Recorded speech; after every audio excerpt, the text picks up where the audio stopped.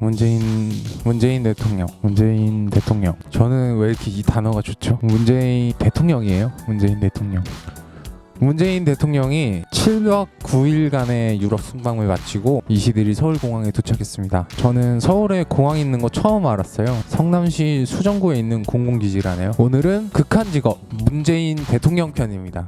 대통령이 되고 싶은 분은 꼭 보세요. 대통령이 얼마나 극한 직업인지. 대통령이 되고 싶은 사람 누굽니까? 문재인 대통령은 13일 우리나라를 출발해서 프랑스에 도착합니다. 그런데 그전에도 빡빡한 일정이 있었어요. 11일에는 제주 강정마을에 가서 국제 관함식에 참석한 후에 해군기지를 관대하는 주민들을 만나서 강정마을 해군기지가 평화의 거점으로 거듭나겠다는 연설을 했습니다. 그리고 12일에는 영국 BBC 기자와 인터뷰를 했어요. 서울 특파원인 로라 바커 기자 다들 아시죠? 그리고 13일에 비행기를 타고 장장 12시간 동안 한국에서 프랑스로 슉 날아갑니다. 이게 우리나라 언론사 보도 사진이고요. 그리고 이게 청와대에서 제가 찾은 사진입니다. 잘 나온 사진 나 기레기새 씨발. 도착하자마자 동포간담회에서 연설을 하시고 동포분들께 한 분 한 분 배지를 달아주십니다. 부럽습니다. 저도 갖고 싶다. 이제 14일 한국 프랑스 신산업 협력 사업 현장에 가서 현대가 프랑스에 수출했다는 수소자동차를 직접 타고 시연해 보십니다. 예나 지금이나 아이를 참 좋아하시는 것 같아요. 문화교류 행사 콘서트에서 공연을 관람하십니다. 콘서트가 끝난 직후에 방탄과 셀카를 찍으시는데 저도 이니시키 갖고 싶어요. 그리고 이날 히말라야 사고 시신이 수습되자 페이스북에 추모글을 올리십니다. 15일 프랑스의 대표 일간지 르 피가로와 선연 인터뷰를 하십니다.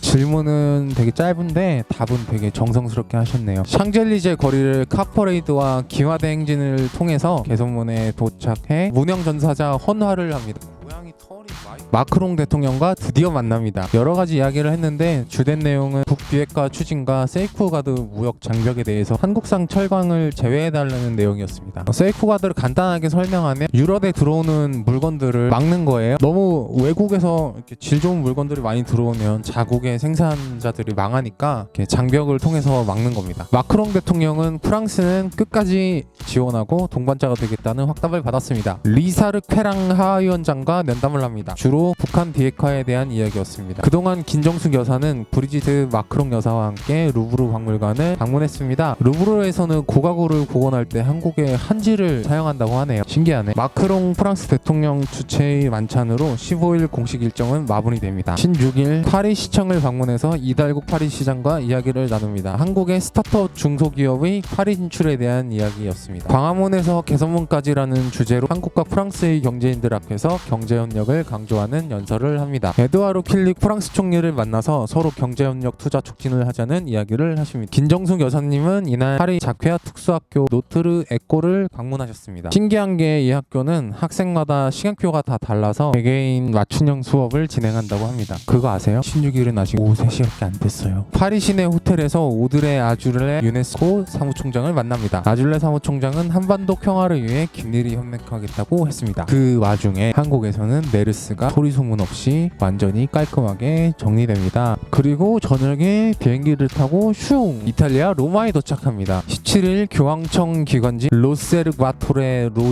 로마노지에 지혜는 지혜구나. 기관지 그러니까 신문지 문재인 대통령의 기고문이 실립니다. 이게 전세계 13억 신자들에게 다양한 언어로 번역돼서 발간되는 주간지라고 하네요. 이탈리아 세르조 마타렐라 대통령과 면담 오참을 갖습니다. 문화예술 등 다양한 이야기를 나누었다고 합니다. 주세페 콘테 이탈리아 총리와 정상회담 및 협정 선명식을 합니다. 이탈리아 정부는 항상 지속적으로 완전하게 한국 정부의 입장을 지지하겠다는 내용이었습니다. 이것을 계기로 한국과 이탈리아 관계가 전략적 동반자 관계로 격상하게 됩니다. 드디어 교황청을 방문합니다. 한국 뉴스에는 교황청 방문 뉴스가 주를 이루어갔고 교황청 방문 전에는 뭘 했는지 자세히 모르시는 분이 많을 거예요. 이게 다 교황청 방문 전에 했던 일입니다. 늦은 6시에 열린 한반도 평화를 위한 특별 미사에 참석합니다. 미사 후 문재인 대통령이 기념 연설을 합니다. 미사 후의 외국 정상의 기념 연설은 매우 이례적인 일이라고 하네요. 주 교황청 피에트로 파롤린 국무원장과 만찬을 함께합니다. 판문점이 한반도 평화의 상징이 될 것 같다는 이야기를 나누었다네요. 그거 아세요? 교황청은 국제법상 하나의 국가래요. 교황은 국가 원수고 저는 몰랐어요. 님들은 알았어요? 18일 문재인 대통령이 드디어 프란치스코 교황을 예방했습니다. 문재인 대통령의 세례명은 티모테오라고 하네요. 문재인 대통령이 프란치스코 교황에게 북한에서 교황에게 초청장을 보내도 좋겠느냐 하고 묻자 교황은 나는 초청장이 오면 무조건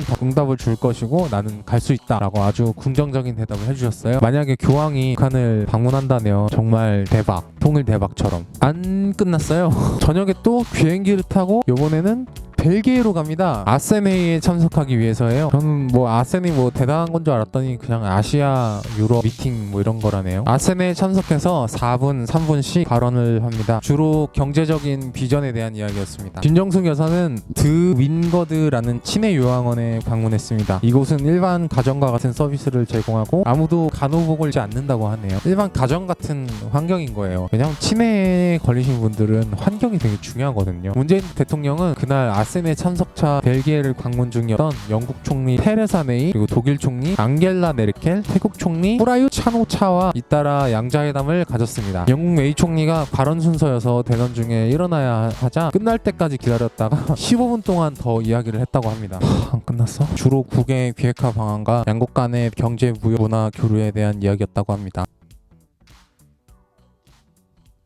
김정숙 여사는 왕립미술관의 한국어 서비스 개시식에 참석해서 최초로 한국어 서비스를 이용하는 관람객과 함께 했다고 합니다. 아직도 있어요? EU 정상회의 상임의장 및 집행위원장과 정상회담을 가졌습니다. 한반도와 글로벌 정세 무역에 대한 이야기를 했다고 합니다. 이제 비행기를 타고 P4G가 열리는 덴마크로 슝 날아갑니다. 너무 극한 직업 아닌가?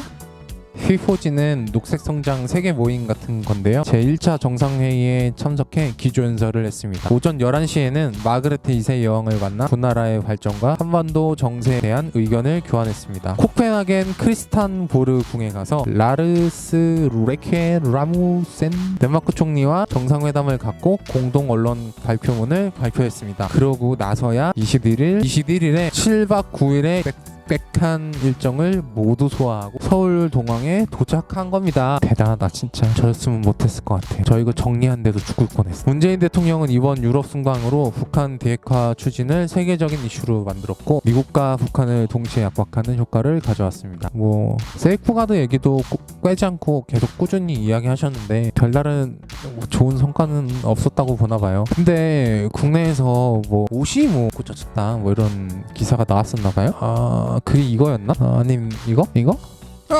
삐아가 눈이 안 보여. 고양이 뉴스 원재현이었습니다. 안녕.